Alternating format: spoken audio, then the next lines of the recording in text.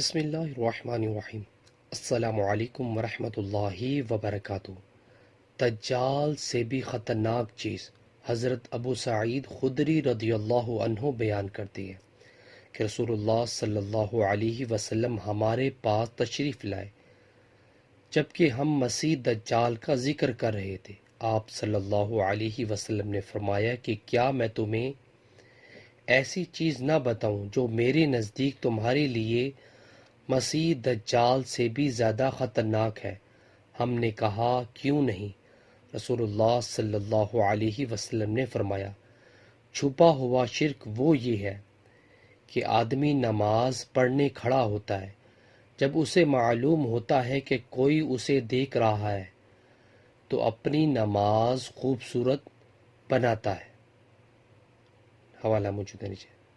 رسول اللہ صلی اللہ علیہ وسلم کی سخاوت۔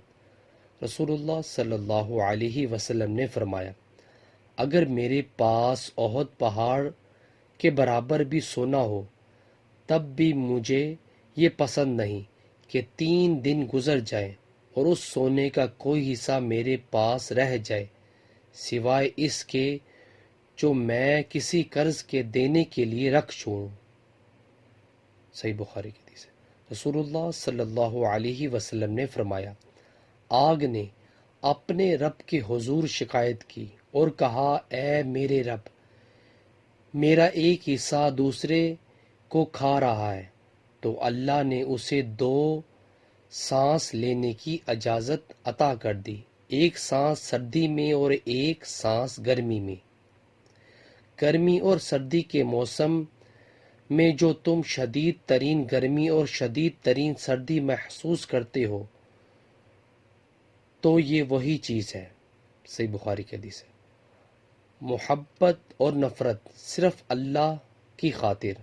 رسول اللہ صلی اللہ علیہ وسلم نے فرمایا، جس نے اللہ کی خاطر محبت کی، اللہ کی خاطر بغض رکھا، اللہ کے لیے دیا اور اللہ کی رضامندی کے پیش نظر نہ دیا، تو اس نے ایمان کو کامل کر لیا۔